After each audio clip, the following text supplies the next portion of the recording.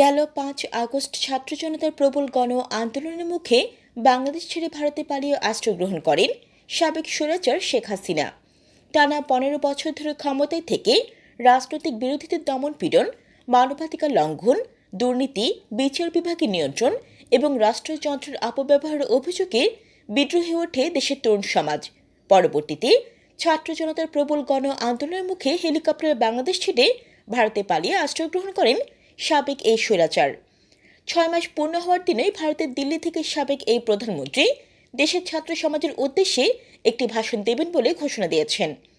আজ রাত ৯টায় দেয়া তার এই ভাষণ ঘিরে ব্যাপক জল্পনা কল্পনা তৈরি হয়েছে।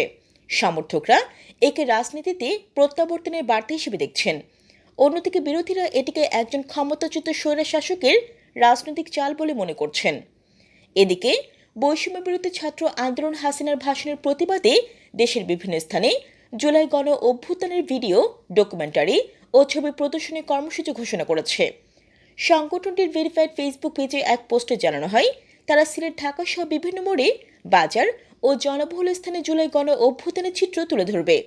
একই সঙ্গে দেশের টিভি চ্যানেলগুলোতে এই বিষয়ে বিশেষ বুলেটিন প্রচারের আহ্বান জানানো হয়েছে।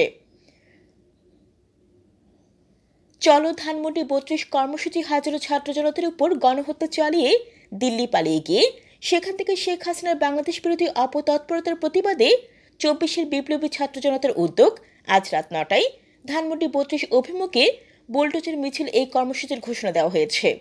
বিষয়টি নিয়ে ফেসবুকে লেখালেখি